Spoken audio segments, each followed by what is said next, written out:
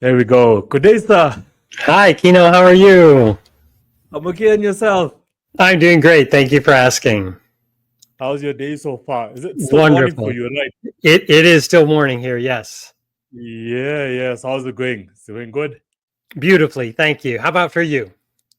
It's going good. It's going good. It's evening here. So, yeah, it's been quite a hustle of a day, but it's an honor to have you on the show. Welcome. I'm pleased to be here. Thank Like, you for having me on. yeah, like I'm in the presence, even though it's virtually, I'm in the presence of royalty. When I started reading up about you and also all the information that was provided to me, and I saw all your awards, I'm like, this is going to be quite an interesting, extraordinary show. Thank you. Yeah. So before we get into, your book itself, like what I love to do is first like build intimate relationship between you and the audience, and of course for myself. So like I like to start like from day one, like when did it start with you? How did it start? How early in your life did it start? So that could be like an awesome starting point for us. I've always loved movies, and I attended movies since I was very young. Well, in 1974, Sidney Lumet directed a movie adapted from an Agatha Christie novel called Murder on the Orient Express. And I saw it with my dad and my brother. And the first time I saw it, I absolutely loved it. And my dad, as we were leaving the theater, my dad said, well, Raj, your grandmother loves Agatha Christie. Why don't you come back and see it again with her? And so a few weeks later, I came back to the theater. And the first time I sat through the movie, I kept marveling at how great the writing was. And I just thought, wow, this is such great writing, because it was intriguing and there were some really funny lines between some of the suspects, and it was very suspenseful. And then it was a very satisfying ending. So the first time I just sat and marveled at how great the writing was. And then the second time I watched it with my grandmother, something shifted inside of me. And I thought, instead of just admiring the writing, I thought, this is how I want to touch other people in this lifetime. I want to become a writer. And I was 13 years old at the time. And that very next week, my English teacher in the school that I attended gave us a special assignment that we could do any creative project we wanted. And it felt like an invitation from the universe. It was just like, wow, I thought I wanted to become a writer. My English teacher, for the first time ever, said I could do a creative project. So I ended up writing my first story and turned it in for her. It was 50 pages long. I was just so excited that I wanted to do something big. And I wrote my first story when I was 13, and I never stopped since then. Wow. I guess, at the age of 13 or roundabout, like a bald figure, like we sort of all figure out for ourselves, what's our true passion. Something like lights up in us to say, okay, wow, okay, I want to be a writer. Like for me, it's like, I'm in love with music. I want to be in music. I want to be a music producer. It's sort of like that age. And as you said, from then onwards, it just never stops. And I give like a big ups to the guys that do never stop, because so many people out there just give up too soon. Well, As the passion is ignited, they know what yes. they love doing, but as they move along life and they're moving into their teens and then early 20s, they like give up on it. And it leads to a lot of unhappiness into adulthood, for what I've evaluated for myself. Sure. But what I think is interesting, Kino, is I started writing when I was 13. I didn't get my first book published until I was 31. I think at Yeah. age Look at 13, that. if I had Yeah. any idea what a long, hard journey it was going to be, I might have given up. But it was such a blessing not to know when that big break was going to happen, because my mind was always telling me, it's just around the corner. Keep trying, do better, learn more, find out, get feedback, get some good advice, take more classes, get more degrees. And I kept doing it because I never knew how close I was to making that dream finally come true and then launching my career as a writer. So I think it's a wonderful blessing not to be able to see into the future, because had I known it was going to be nearly 20 years until I got my first book published, I probably would have been so disheartened. I would have thought, oh, it's just not worth it. But since I didn't Yeah, know, yeah, yeah. always moving forward, inch by inch, making progress regularly. Yeah, and trust in the process, each day, micro goals, one at a time, and just never give up on your passion and dream. I mean, when I look at all the genres, you're so diverse. Fiction, non-fiction, you've gone from history to spirituality, inspirational books. So, but before I get onto that, like just out of curiosity, those first 50 pages you did, what was the story about? It was a murder mystery. I because I was inspired to become a writer, so I thought I'm going to write based on Murder on the Orient Express. I thought I'm going to write a murder mystery. But of course, I didn't have any writers in my family. I didn't know any writers or anything, so I really didn't know how to do it. So I went to my grandmother's and we talked about ideas. We just kind of sat down and brainstormed together and came up with an idea that seemed kind of original to me, A Way to Die. And then we came up with different motives and I got to play with different characters. So my grandmother, really helped me get started. And what I treasure most is that she had a manual Underwood typewriter that she bought probably in the 1930s or 1940s. I typed that story on her manual Underwood typewriter way back in when I wrote this story in the mid 70s. And when she died, my dad gave me her typewriter, and that typewriter is in my office near my computer right now. So I see it every day. It's sort of like it's there just to remind you, where you started, like your roots of Yes, it yes. all. And the first book I ever wrote, I was sitting on the floor of my bedroom when I was in high school. I set a goal before I graduated high school. I wanted to write my first novel, and I wrote that on an electric Montgomery Ward typewriter that my parents bought me because they knew I wanted to be a writer. And I still have that electric typewriter in the closet. That's awesome, man. That's awesome. So I could you okay, maybe it's the first time for me. Okay, first time for me. I've come across like an author that's like diverse between fiction and non-fiction. Like what works for you? Why have you chosen to go both routes instead of sticking like with just like one? Great question. So when I first started out and I set my goal to be a writer, I was clear I wanted to be a novelist because I loved fiction. So I was writing fiction, writing fiction, writing fiction. I kept sending it out. I would make contacts with agents, and I could see I was getting better because one of the pivotal moments was I gave one of my novels to an agent, and he visited with me and he said, I think you have talent, which made me feel happy. I thought, oh, wow, finally somebody's going to represent me. He's going to say, yes, I'll give you a contract. He said, I don't think you're ready yet. He said, and I don't recommend revising this novel, but put this one aside, chalk it up to experience, and start your next one. You're getting close to being able to find an agent and get published. So I continued to write fiction, very clear on my intention. In the meantime, I became a high school English teacher. I was a literature teacher in a small community in the Houston area. And there was a woman who lived in that community that I became friends with, and she was born in that community, and she wanted to open a museum dedicated to that community's history. Well, that never really came about, so she decided she was going to write a book. And she gathered all these notes and did all these interviews with different people from the community, and she thought she had a book. Well, because she knew I was a writer, she asked me if I would look at it and edit it and just make sure it was in good shape to get published.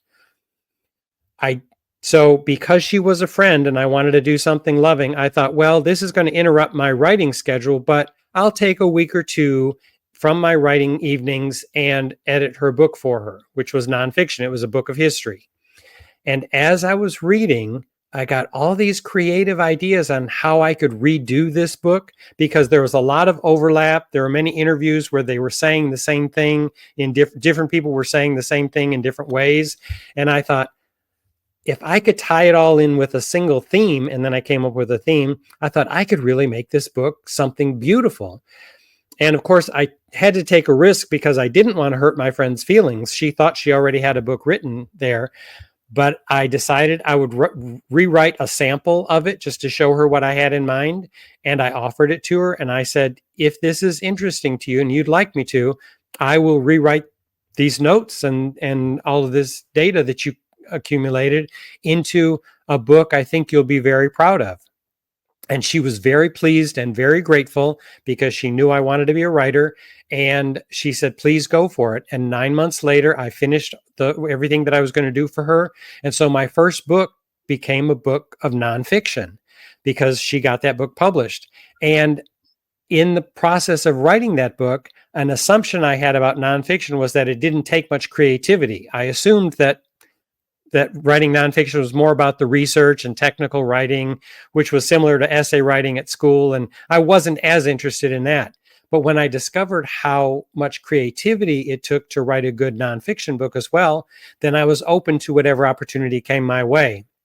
And as I was a teacher and then I became a librarian, more and more opportunities came to me, and they were almost all in nonfiction.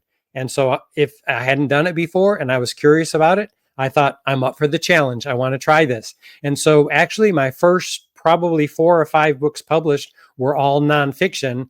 In the meantime, I was still writing fiction, and eventually my novels started coming out. But that's how that happened. I was just given the opportunity. I discovered something that I didn't realize about nonfiction, and I thought, I'm open for writing any of it. And so whatever opportunity came to my way, I took it, and I'm glad I did. It seems like, while you also, establishing yourself as a writer, you're also becoming an editor as well. Yes, yes. And that became, once I retired from my job in public education as a teacher and librarian, that's one way that I supplement my income right now. I am a professional editor for other writers. I am a writing coach. I coach people one-on-one, including the courses I sometimes teach. And I am a publisher. I publish other people's books as well. So that, when you're in the writing profession, at least from my experience, it's smart to have some other way to supplement income, because the book sales may not be enough of a way to make a living. And so having something else related to what I do, always related to books, has been a godsend for me. Yeah. Something, common that you mentioned there, like with a lot of guests I have on the show, whether it be a musician or an artist or any form of creative, whether you're publishing a book or you publish or composing and you're about to, publish a track, it can't be your only mean of income. It just doesn't work in this day and age. It has to be diversified. So you see that trend happening in every creative space at the moment. Just publishing the book, you can't just depend on that, financially. Just publishing a track or an album, LP or EP, it can't just be your only form of income, because you're just not going to make it. Not in this day and age. Maybe back in the day, 20, 30 years ago, yeah, you could, but it's not. I mean, even the author they had on last week, we touched on the conversation as well. It's just not enough. Yes. You have to diversify. So it's good to just you've got your own it's independent publishing company as well, correct? Yes, I do. It's called Paradise Publishing. And then you have authors under you as well. So I'm interested on that side, of owning your own independent publishing company. So how does it work? How does one sign authors these days, owning, how does it work? Does it work as the same as the music business, as in, okay, you getting a cut of the royalty, or is there a once-off fee? What models do you have in place for that? So there are 3 basic streams that authors can choose from to get published now, and all are legitimate. On one side, there's the traditional publishing, and in the traditionally published book, the publisher takes all the financial risk. That is, they acquire the manuscript, they sign a contract, they pay for the production of the book and get it released, and then they get most of the royalties. 90% or more goes back to the publishing house, of course, because they took the financial risk to create it. The opposite extreme is called entrepreneurial publishing, which used to be called self-publishing. And it is now a legitimate way for many authors to get published. But in that case, the author takes all the financial risk, but they also have to do all the work. They have to find a cover designer. They have to find a typesetter. They need to find a proofreader. They need to set up the marketing and everything. So if people want to not just be an author, but be a business person who does everything and have all the control, there's entrepreneurial publishing. In between those two extremes is hybrid publishing. And my publishing house is a hybrid publishing house. And in that case, different hybrid publishing houses work with authors and decide how they will work the financial element of investing in the book, and then how the author and the publisher get the royalties from the book. And every different hybrid publisher can do it a different way. But in that case, usually the publisher has the expertise. He has the professionals who can do everything that needs to be done to put together a quality book. And it's the author who invests in that publisher either completely or partly to create the book and get it out and get it marketed. Interesting. Very interesting. Yeah. Yeah, I've learned something new there, about how it's working, that side of the creative business. Very, very interesting. It's very similar also to how, the music industry is also working now with, different types of deals. I guess, the first deal that you mentioned, for authors is like how the music industry had like your 360 deal, where it was the record label that covered all of the expenses. But then the artists, only got like about 16% of the royalties, but they actually own nothing at the end of the day. So I guess the same works where we have authors now as well who want to have majority ownership of their work, knowing, Yes. this is mine and I got control of it, and there's no red tape in between. Yes. And, I think something similar is happening with many people in the film industry as well. I know there are many stars like Reese Witherspoon and Sandra Bullock and other actors and actresses who they create their own production companies, or they make contracts with book publishers or book groups and say, okay, I will promote your book, but I get first dibs on the film rights for the book. And then the star will then have a connection or create his or her own publishing house and production company to produce the movie. That way they have more creative control over what happens. And I think that, I think that's a very legitimate and thriving business model that's happening right now all over the world. Yeah.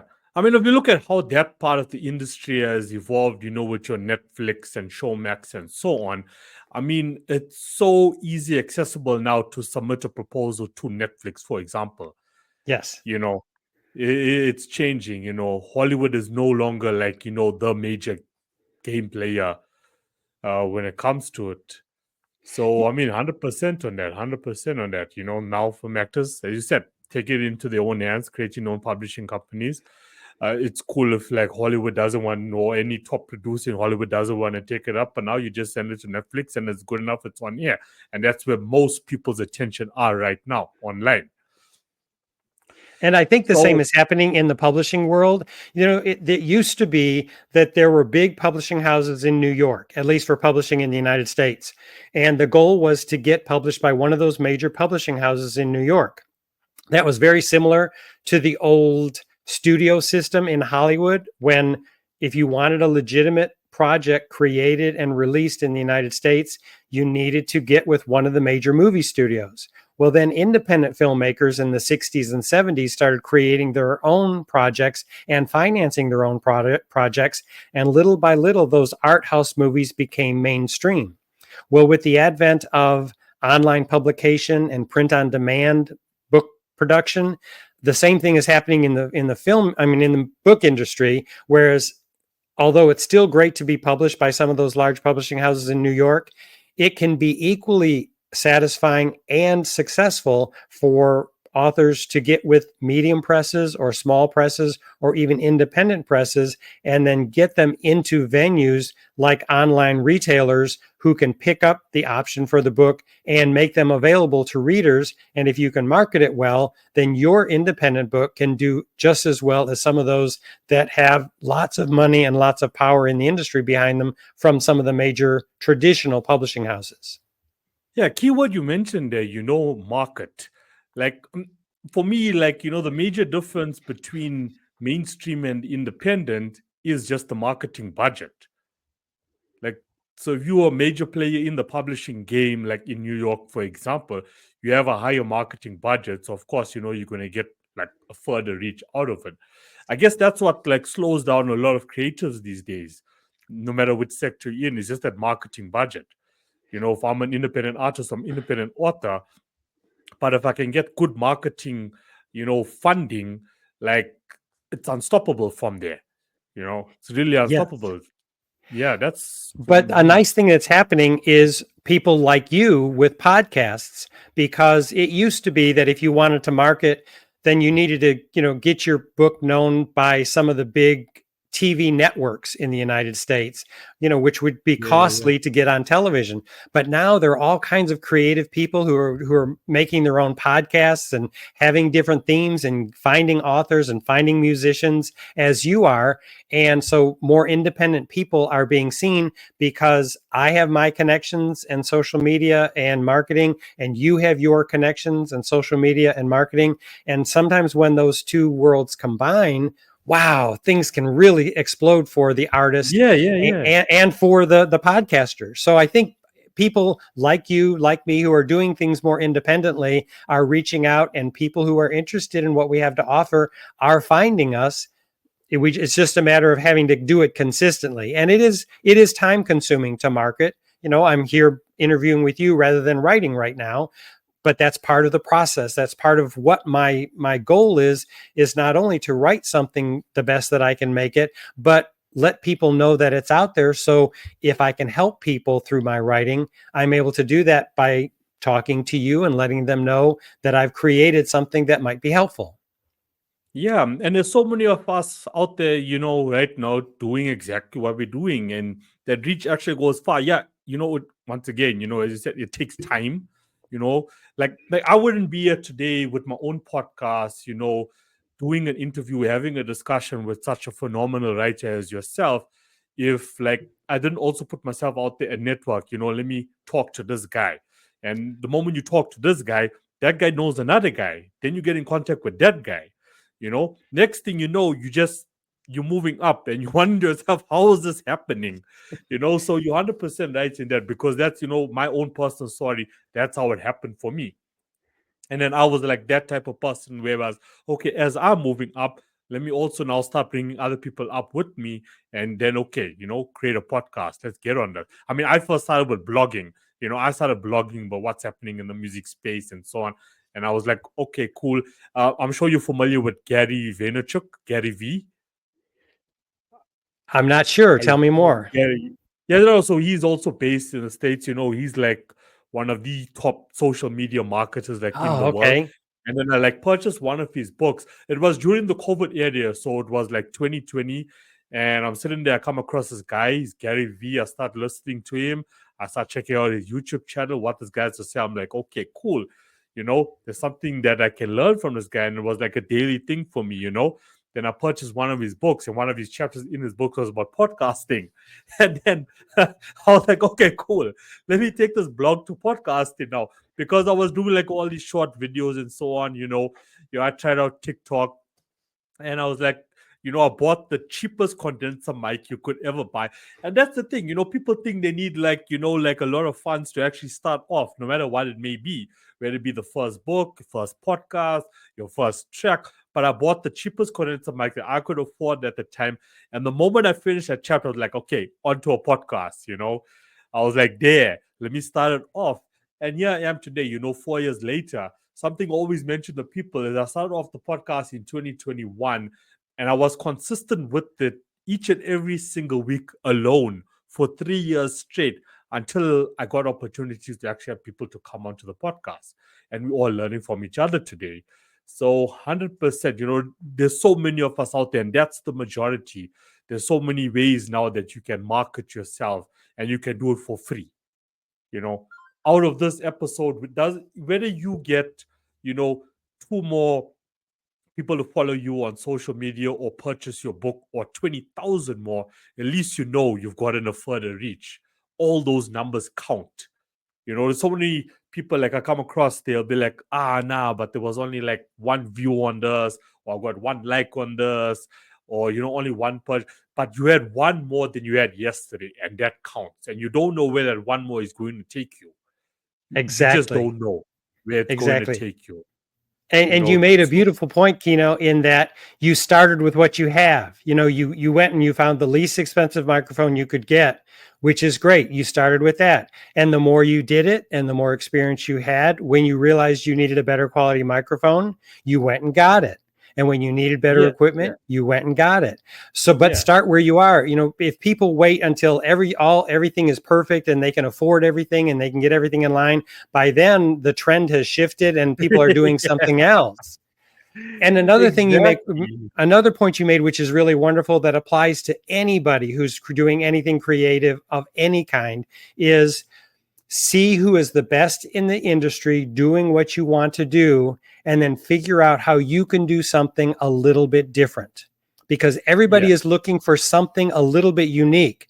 Rather than just writing books like other people write, I think, okay, well, my books may be similar in style to some people, but here's what makes me unique. And that's what happened with my writing and that eclectic approach where I wrote so many things. I had an agent at one time, and she was shopping some of my books around quite a bit, and she really wasn't getting any making much progress and wasn't getting the contracts she was hoping for. And she sat me down one day and she said, Roger, I think you're a very talented writer. I love what you do. But she said, I don't know how to market you because you do way too much. And what she saw as a detriment, I thought about for a while. I thought, well, you know what? But that's what makes me unique.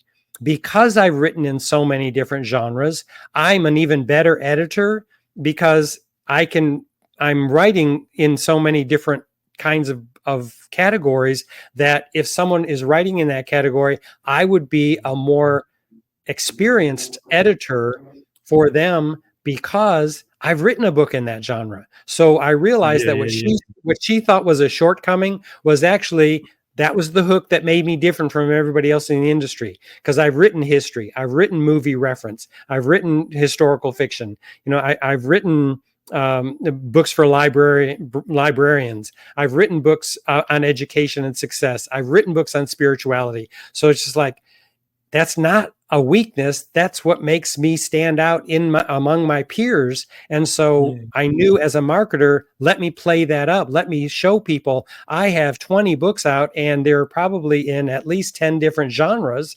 I can do whatever I need to do as a writer, and I can help as an editor and as a publisher. That's so true. That's so true. I mean, and that's how you're also growing your audience, as well. On that end of things, you're growing your audience with fiction and nonfiction, and those who actually like to read both. And I mean, any author, up and coming author that approaches you now, you got that experience, as you said, in that, so you can assist them in that. Not someone approaches your publishing company, Roger, can you please assist me with this? And you're like, oh no, I've never done history before, so I really can't assist you with this. So that's a great point. That is a great point you've you brought up there. So the next thing I want to ask is like spirituality.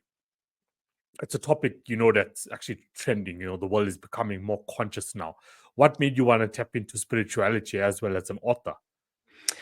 It's always been the most important topic to me. Who I am as a soul, it has always been fascinating to me, and it's been such a unique journey.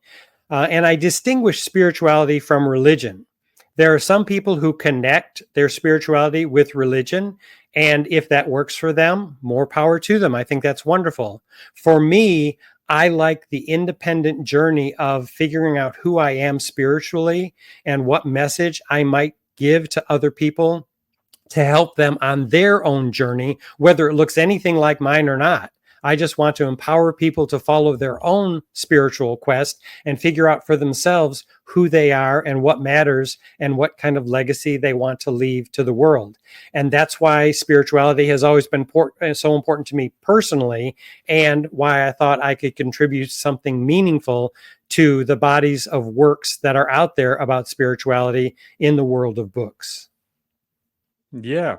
Like, I mean, there's millions of people out there that really don't know who they are. really don't know who they are. And it's a They've been fascinating following. journey just trying to figure it out. I love it. Exactly. Yeah, yeah. And there's like, you don't know, each day is like, new day. There's no like this, I'm gonna figure it out by 20, I'm gonna figure it out by 30.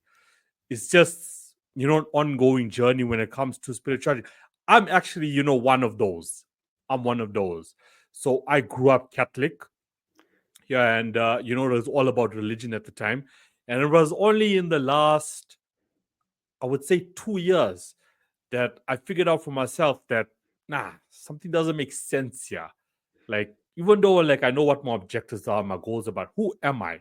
Like, what is my purpose? Like, why am I alive? What am I here to do? You know? But once again, it goes back to just how the system was designed, to create that blockage for so many people out there, actually for the whole world out there. And, I'm proud of those that are actually saying, you know what, hold on, let me start questioning things now because things just don't make sense. So it's good that, you're also an author that taps into that because it's such an important topic now. But I mean, as I said, the world is just becoming more conscious. Yes, More people yes, are awakening now as well, which yes. is And great, yeah, like you, I grew up Catholic, but I also knew from the time I was very young that I was gay.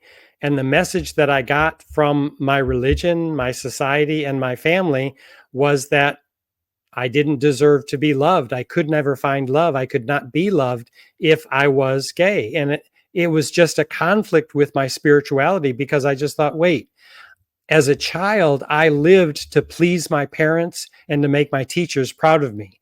I wanted to be a good boy, and I was a good boy. And somehow the fact that who I was and what I was struggling with in my identity negated all that. It just didn't work. It didn't fit. And I had to do a real deep, personal, spiritual analysis of who I was and where I fit. And for me, that meant leaving the Catholic Church. That's not to say the Catholic Church isn't perfect for some people. It might be the ideal match for what their journey is all about. And if that's the case, I think that's wonderful for those people. It just wasn't the perfect match for me. And rather than just throw it all out and say, well, then religion or spirituality must not be for me, I thought there's got to be a unique path that's mine alone. And I want to take that journey. And it's been the most exciting and thrilling experience of my life just following it, because you're right. I never get to the point where I feel like, wow, I'm reaching enlightenment. It's just like every time I grow a little bit, I see how much more there is to grow. There's more to do. There's more to figure out about myself. I can always be better and bolder and bless more people by being the best I can be in every moment. And I love the challenge of that. That makes my life very exciting. Yeah, yeah, it got me excited there. No, but I mean, it's good to like that you have, respect for other people's views. Like I'm the same. Like whenever like you sitting in a crowd with people and then the topic of religion and God and so on comes up, to be that type of person to say, okay, look, I'm going to listen to your point of view. You're going to listen to my point of view, and I'm the type of person like I'm going to respect what you are telling me.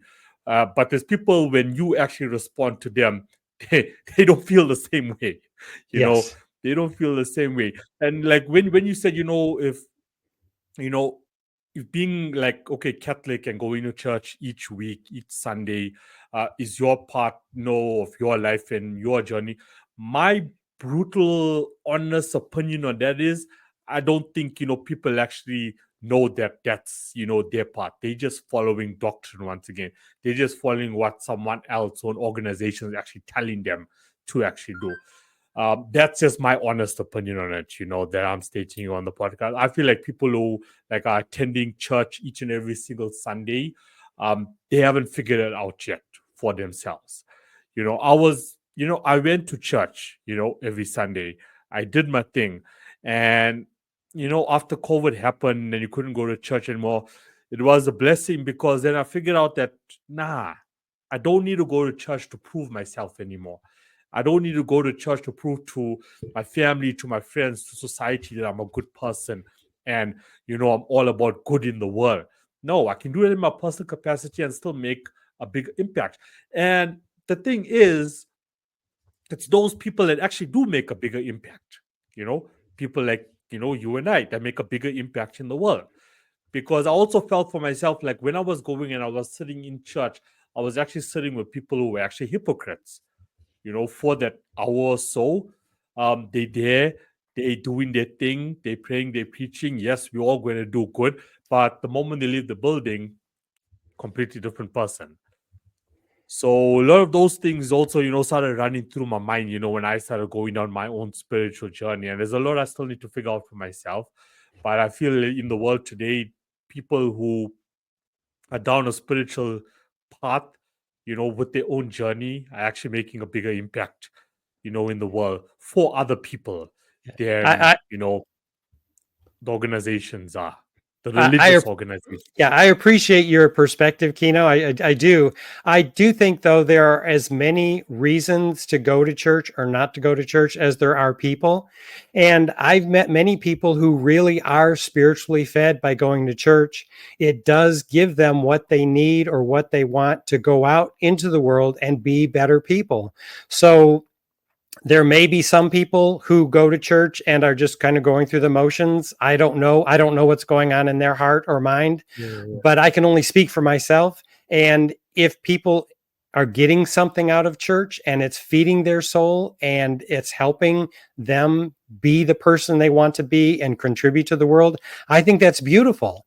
For those people who yeah, yeah, don't, yeah. I think that's beautiful. I think if we can all respect that each of us is going his or her own way to figure this out and we can all learn from each other, I think we'll all benefit. Yeah, no, 100%. I agree with you there. See, this is what I love. This is what I love. Everyone shares their opinion, and we respect each other's opinion. You know, Yes. that's really what I love. I guess, okay. So, I mean, okay, now we can move on to, No Stranger Christmas, your book. Like when I first saw the title, I thought, okay, maybe this is just a book all about like, this, Christmas story about a family, but it's much more deeper. It's much more deeper than that. So, I Thank mean, you. we can jump onto that because, when I started like, looking into it, it's much more deeper than just the standard Christmas story, that you'll find these days, whether it's a book or whether it's watching a movie.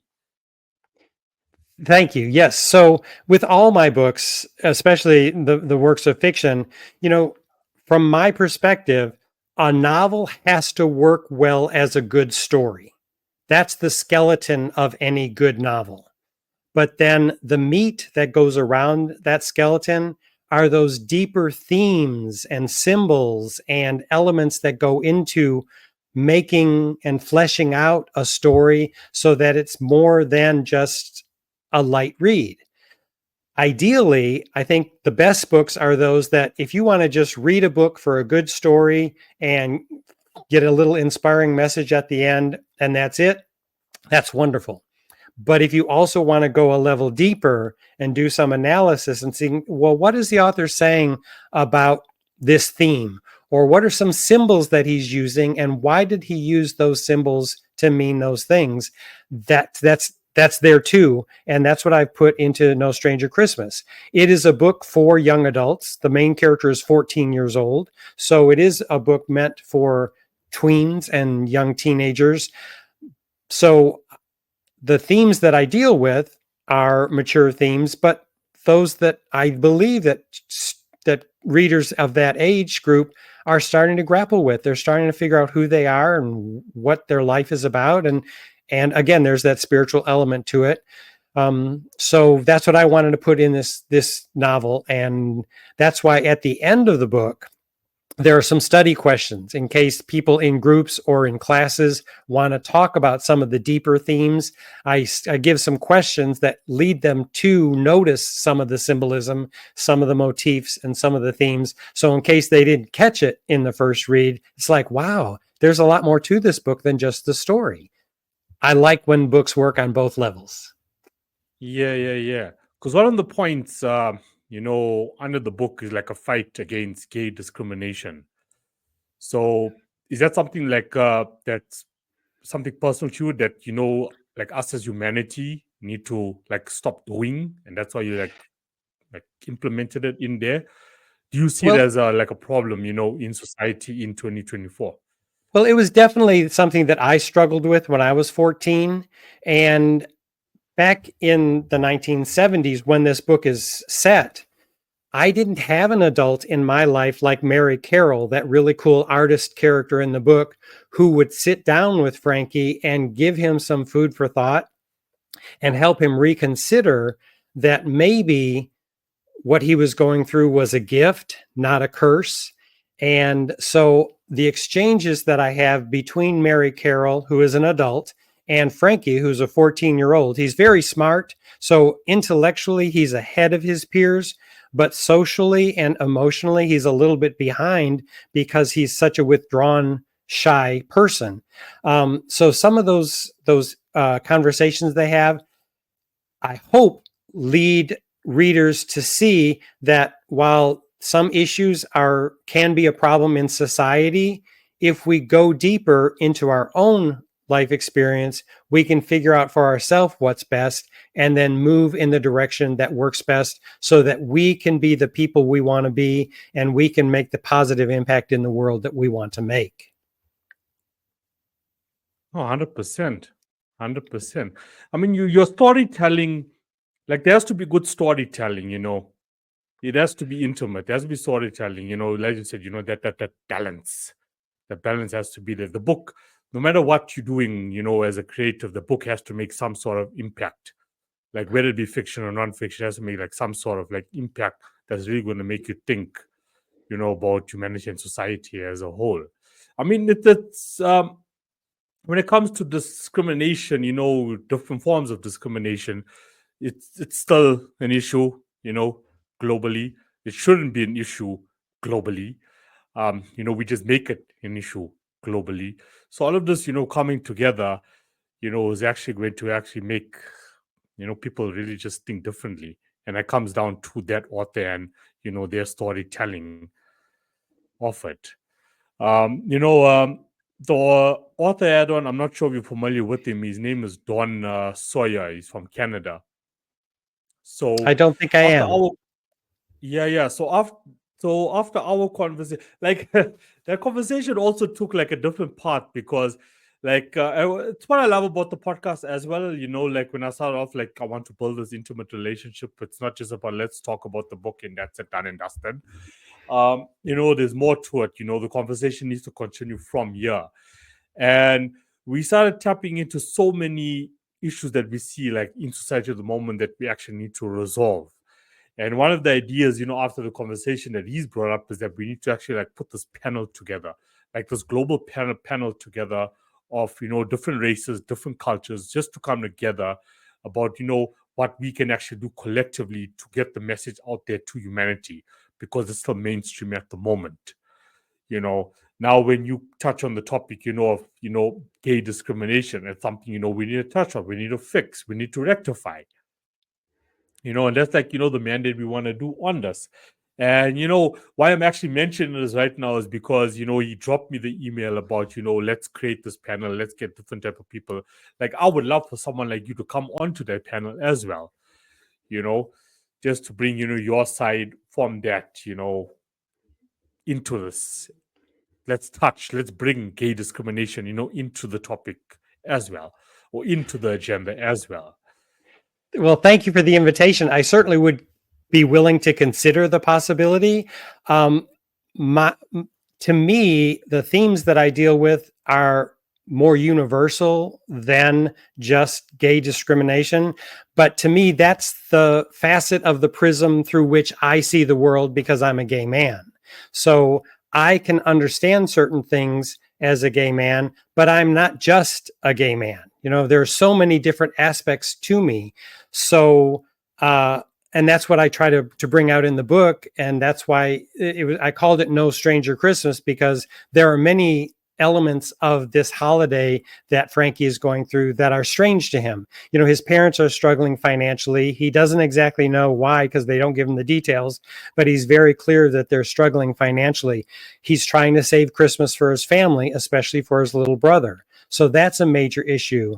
Of course, there's a hint of a romance that's possibly blooming there. And of course, it goes beyond the Christian holiday of Christmas. As you could if you've read the book, you know that I include many other characters that are not necessarily Christian in the context of where this book can go. And that's another part that for Frankie makes it strange, is that the word stranger is not just about being more strange, but realizing that we are not really strangers to each other. We are all part of one family. And if we can find that commonality, no matter what our background, no matter what our orientation, no matter what our geographic region, no matter what our race, if we look for the commonality, we can find the commonality, and it's there, and we can grow together from there. So those are some of the themes that I love. So I love working with those universal themes. And again, it's all spirituality. And in spirituality, to me, there is no race, there is no country, there is no sexual orientation. There is just the human spirit, or the spirit of life. This is like deja vu for me right now. This is like, it wasn't the exact words, but Don, said it as well. Exactly Really? what you just said now. Yeah, he said it. So I love the authors that are actually coming on the show now. You can see like everybody's like on that same level of thinking, same level of thinking. So, I mean, I have put the offer out there, like, you could think about it, and you could drop me an email, when I want to send you the link to the podcast, and you'll have my email address, and you can, if you want to consider actually coming on to the panel, it'd be great. So that's something that we're going to do, like, all the time. Maybe it can be like every few more months. It depends on Dawn himself, but the first one, to have individuals such as yourself on it, because I can see, as I said, it's deja vu, Well, not thank the you. same And yes, wording, but what you just said, he said it the same last I week. love it. Well, yes, please send me the information, and I promise you, I will seriously consider it. Thank you. Yeah. So I guess, I mean, we can go on to your organization. Was first last year? My first last year? Yes. First last So year. Yeah. What's that I all had about? I had a dream one night where I was told to live the next year of my life as if I would never experience those 365 days again. I wasn't necessarily told I was going to die within a year, but I was told to put everything into my life in that 1 year. Everything I wanted to do for myself, everything I wanted to do for my loved ones, and any legacy that I wanted to leave the world, I needed to do in the next 365 days. Also in the dream, I was told that I needed to write about it while I was living it, and then publish those notes as a book. And then beyond that, teach other people how to live what I learned in that year. And so I called that book My First Last Year, because I didn't want to keep telling the universe, this is my last year, this is my last year, just in case I have any say so. And when I go, I didn't want to tell the universe, well, I'm ready to go, this is my last year. So I decided I'll call it My First Last Year. And interestingly, so some of these notes that I was taking for the book as I was living it, I didn't have a computer with me. So I was writing much of it longhand, and I kept writing out first last year. And I realized that I could abbreviate it, and first last year, I abbreviated to FLY, fly. And I thought, what a perfect metaphor. Instead of climbing, little by little, I can fly. And I want to teach other people how to fly. So I call them fly workshops, and I do them intermittently. I don't do them nonstop, but when there's new demand for them, I'm willing to do them again. And the book is called My First Last Year. It's available on my website, and it is my journey of my first last year. It's not necessarily an instruction book to tell people you must do this way in order to feel fulfilled, but it was the most life-changing year of my life, because it made me present. It made me appreciative. It made me aware that I need to be living moment by moment, staying in tune with what's going on in that moment, because that moment's never going to come back again. That's my first last year, and those are the fly classes. It's something, I guess, like, I've even failed that in my life. It's just like being in the moment, and just appreciating the moment. Stop being so anxious about the future, stop being so sad about the past, about, okay, could have done this differently, and so on. Like a lot of us out there, we fail at that, just being in the moment. And But it's a rich place to be. It is a place that's so filled with sensory details and emotional connections and intellectual ideas that we can learn. All that happens in the present moment. So if we can be present in what's happening with us now, we will feel like we're living each moment. So it isn't the number of years we have, but how much life we put in those years that make it fulfilling. yeah. I mean, there's so much to be grateful for in the moment. Yes. So much to be grateful for in the moment. Just to be. I mean, if you have shelter tonight, gratitude. If you got a bed tonight, gratitude. If you got food tonight, gratitude. You know, I'm grateful that I got power, that I have this laptop in front of me, that I have this mic, that I have internet connection to be having this conversation with Roger. Just that. Keeping my mind in this present moment, like there's just so much to be grateful for all around you. And that changes a person's life. The moment you just flip that mindset. Yes, Flip that because everything mindset. is happening Whatever now. happens tomorrow. Yeah, it's happening now and you don't know. But I guess, it's how the brain, is actually, programmed about what the world, it's more on what the worst outcome will be. Like if you got a certain project that's on the table, like you think about the worst outcome, but in the same breath, it could work out brilliant for you. Brilliant. And that's like something I personally try to implement. Okay, I've been implementing in my life, and as I do that, I try to also tell other people about it. Just be present in the moment. One goal at a time. I guess Yes. okay, I'm not an author myself, but one page at a time. One paragraph at a time. If you're starting off, it may not be big in your mind right now. Think, oh no, I've only managed to put one paragraph, but you've done something for today. Yes. Done something And for today. I'm sure you've experienced this as a creative person too, Kino, as many of our listeners and viewers probably have as well. It's consistency over time. It's not necessarily doing something big and monumental all at once. It's not like you go off to a cabin and write a whole novel in one weekend and say, wow, look what I've done. But it's that getting into you return to the computer every day and do a little bit every day, consistency over time. And pretty soon those little steps become your huge ascent atop the mountain. We see the mountain and we want to get to the top, but the great part of this life is the joy is in the journey. Yeah, it'll be great when we get to the top, or it may not be as great as we think. But where the joy in life is what we're doing to get there. And if we have a dream of any kind, no matter how big it is, if we can take a little step regularly, then that conditions our mind and our heart to think, okay, I'm going to do something tomorrow because I did something today, and I'm going to have to do something the next day. And pretty soon we condition ourselves. It's like exercising regularly. Your body starts craving it and you get good at it and you can do more and you get stronger because you do it consistently. That's true of musicians and artists and writers and whoever you are. Whatever it is your dream might be, start it now and do something consistently on a regular basis. You will be shocked at how much you get done and what great accomplishments you make, just because you stayed consistent and dedicated to that process. Amen. Amen to that is all I have to say. Yeah, consistency, no doubt. I guess, okay, so, to conclude, one question I'm asking each author that comes on is, with this evolution of artificial intelligence, what is your take on it?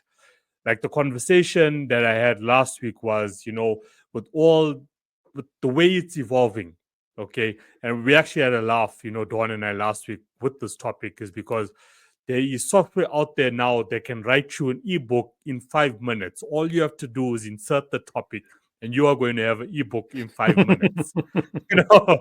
So for you being an organic author that has been in the industry for so long and written so many authentic books, fiction and non-fiction, What is your take on AI at the moment, and where do you see the future when it So, comes, to your industry?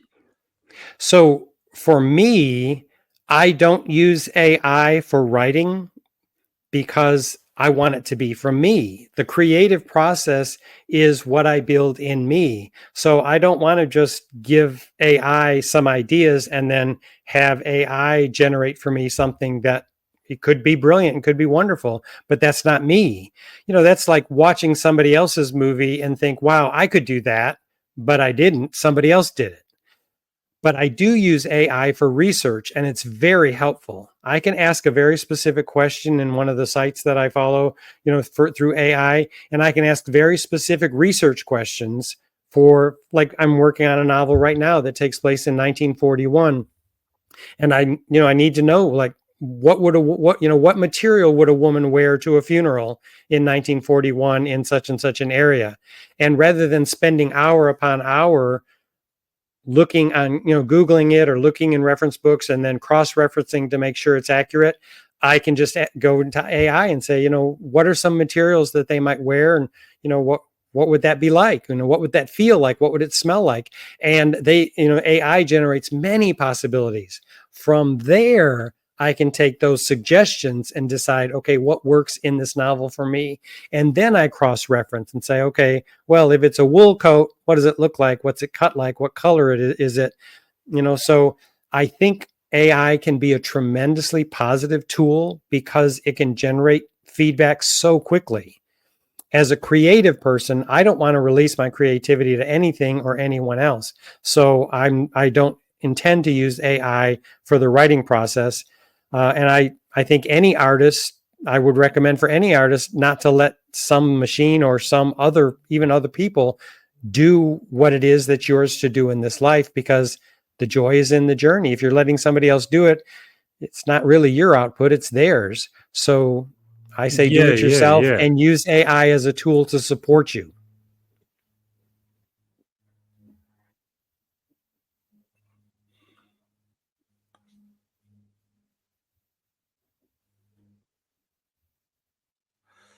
Yeah.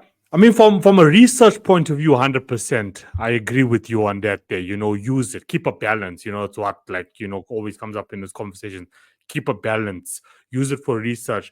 I guess what makes a lot of creatives anxious this day is like we've already touched on, the financial aspect. You release a book or you release a track, you can't financially sustain yourself just on that in this day and age. Now we got this area where someone can become an author overnight. Okay. And I guess that's where the concern, that's where the anxiety is now. I'm spending months to years to put this book together. It's an organic book. And here comes someone else now. They use AI, they create, an ebook in 5 minutes on a specific topic, and it goes out and it sells, in the thousands and millions. Those are the possibilities now in 2024 moving forward. So that's where the anxiety is, as well. Not just like, for writers, but also for musicians, because now you can put a track together using certain specific AI tools. I've tested all of them as well. I've created my own composition with AI, you know, and it just keeps getting better and better.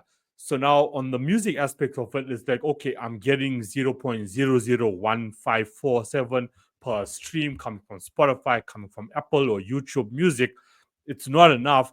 And now someone can come along, can release an old LP using specific AI tools.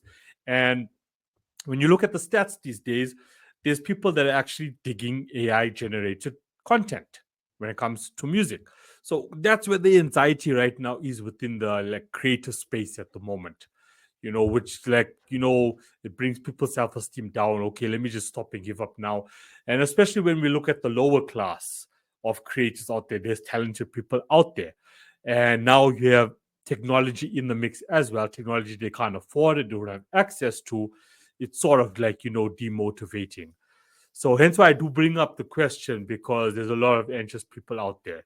Sure, You've sure. like And that's been doing it for so long. You've seen the best side of it. You've lived the best life of it, of being an author and being a publisher. Now, for those that are coming up, there's so much anxiety around it at the moment. Well, I often distinguish between quantity and quality. The quality of my life comes from what I commit myself to wholeheartedly. So I could do things quickly and the output might look fine, like letting AI write a book for me, but the quality for me, the piece of my soul that I would want to put in there isn't in there because something else generated it. Yeah. I think as we evolve as human beings, I think we're going to realize the importance of including our soul in so much of what we do. And that's something a machine can't replicate. The soul of who we are is what matters to me. And that's what matters to me about other people. And so I can appreciate that there's anxiety because people can generate something quickly and make a lot of money. I want to prosper financially from what I do, but that's not the main reason I do what I do. I do what I do because I want to share my mission of inspiring people to live the life they dream and empowering them to follow their own unique spiritual path.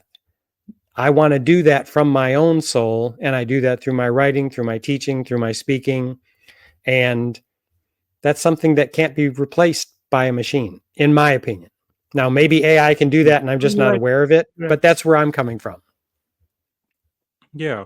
Well, I guess, when it comes to AI, the more you actually feed it, especially emotionally, it picks up on that, So someone who's searching for your soul one day is going to say, oh, no, but Roger was Googling this, or he was telling me this, So here's the answer to that question.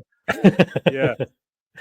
Now, man, I guess, we just have to, you know, evolve with the time, especially for young up and coming authors, creators these days, evolve with the times.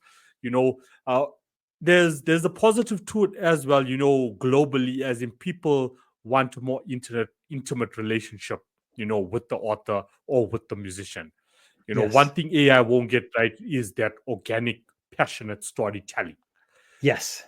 So whatever you may, as a listener, as a reader, may be going through, that machine is not going to be able to exactly get me through whatever I may be going through in my life.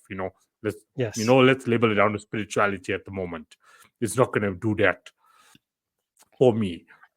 So there'll be like pros and cons to it, but there's an audience for everyone.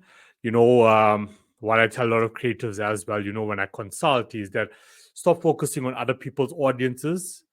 Like, I may be a fan of a specific author or a specific musician, but don't look at their audiences. Out of this 7 billion people out there in the world, I need to find my audience. So look at the data. Look at the data when I release a book, when I release a track, whatever it may be that you're releasing. Look at what the data is telling you and focus on that data, focus on that audience. you know I think and that's that's actually beautiful. going to That's assist that's you, with your process. Yes, I think that's beautiful advice because anything we're inspired to do, there's somebody waiting to receive that gift. So do whatever it is that you feel is your gift to do. Yeah.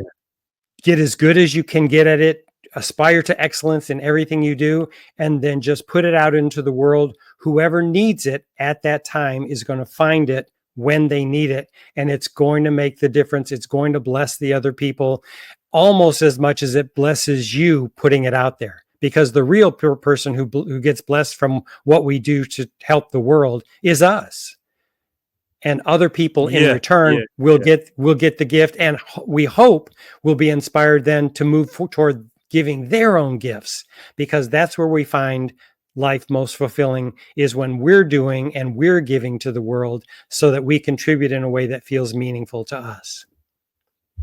Yeah, 100%. I could not have said that better. Thank you so much for your opinion on that. Thank you so much, really. My pleasure. I guess, yeah. People are going to feel whether you're being real with them or not. As the world, more people, as go back to consciousness as well, people are not going to be feeling more with you. You get what I'm saying, or you get what I'm going through. Focus on that. For like, I mean, and why I bring up the data part so was, for myself personally, when I look at like my own music that I do, bulk of majority of my audience is not like even in South Africa itself, you know. So like I focus on where my audience is. That's what the data. And there's so many creators out there that can be so stubborn. No, but I'm from here, so I want to focus here. I want to get, my people here with me. But if the people like here are not with you, you shouldn't waste your time on it, especially if you want to find that growth. Yes. Yeah, that's the final thing I could say. But Roger, look, I mean, this has been a pleasure. It's been an awesome conversation. Thank you so much for coming on. And, I wish you all the best, with your book, and that you get your message through and that it continues to grow. And I hope that you get your workshops also up and running again. That will be Thank awesome you, for Kino. people. Yeah. So, yeah. I mean, I will send you, the links. The podcast, the show will be up, say, by latest Wednesday. I'll send you the links. And as far as the panel is concerned, I'm going to get further feedback now from Dawn. I'm going to say I got someone who wants to consider it. I'll send you the information that I do have. It's not a lot of information, but I'll send you the one paragraph that actually wanted me to say, okay, let's do this. And you can check what it's about, what the whole mandate is about. And then if you're willing to come on, that would be cool. So what we're hoping to do with the panel is to get up to 10 people to start off with, and we take it from there. That sounds beautiful. Thank you, Kino. You're doing a great job in this world. Thank you for the gifts you're bringing everybody. I know you're making a huge impact. Yeah, no, so are you. So I mean, just one more thing. So where can people find you? Like, what are your main platforms for people to find you on? So my website is my name. It's Roger, ROGER, Leslie, LESLIE.com. Everything about my editing, publishing, my books, my classes, everything they want to know is there. I'm also on Facebook. I'm also on Instagram. Those are the main social media outlets I use. And my marketing team puts me on other social media outlets as well. So just look for Roger Leslie or Dr. Roger Leslie, and I'll be there. Okay, perfect. No, at least you've already said that you are on Facebook and Instagram a lot, because I am the same. So as I keep posting content related to this podcast, I'll just keep tagging you. And yeah, we take it from there. Thank you so much, Keenan. This has been great. Yeah. This has been great. So enjoy the rest of your day, and I'm sure we will definitely be chatting again soon.